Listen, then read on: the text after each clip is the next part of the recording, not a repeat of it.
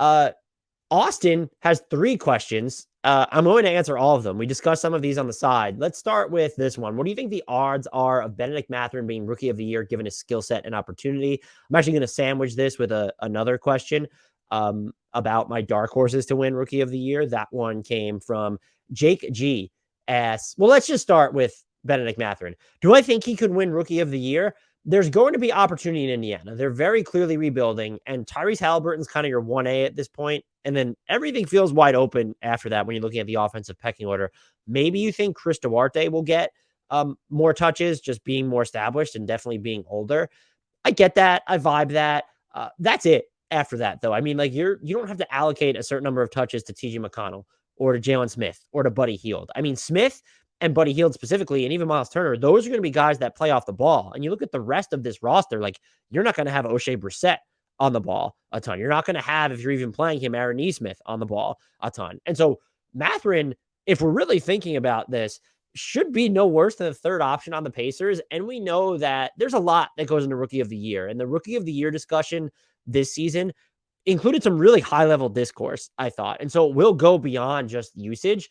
But if you're not having these dominant campaigns from the top 3 picks this year, which I'm not going to say you might not because they're all bigs, but you look at them and their offensive roles could be, is it the word tainted? Like restricted a little bit just based off the teams they're on and how offensive ecosystems tend to work. That might open the door for a lot of these guys outside the top 3. And so I would throw Bennedict Mathurin up there. I'm without even looking at the betting odds for Rookie of the Year.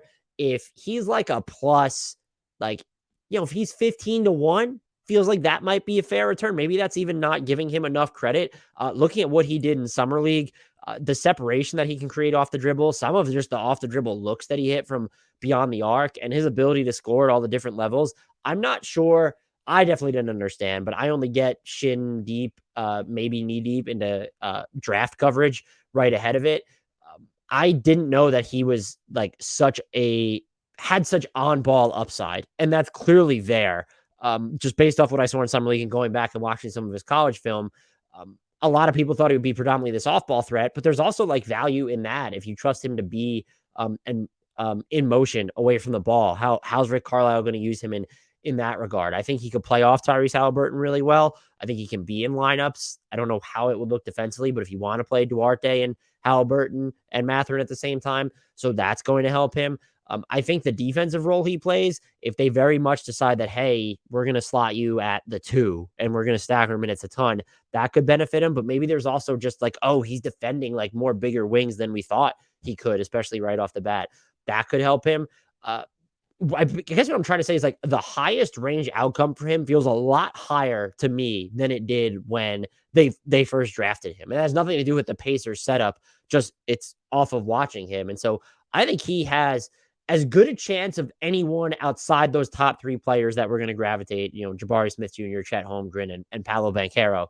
I think he has as good a chance of anyone. And the opportunity in Indiana, I think you can be on offense, you can argue, is going to be greater than maybe even Banchero gets in Orlando, certainly than Holmgren gets in Oklahoma City, probably Jabari Smith Jr. in Houston, who knows. But so I think he has that going for him. A viable Rookie of the Year candidate. He would not be my pick at the moment, but I think, would he be my top 5? He'd definitely be my top 7, I think, at this point. I don't know if he would be in my top 5, but if you put him in your top 5, I wouldn't argue with you, like not even the slightest.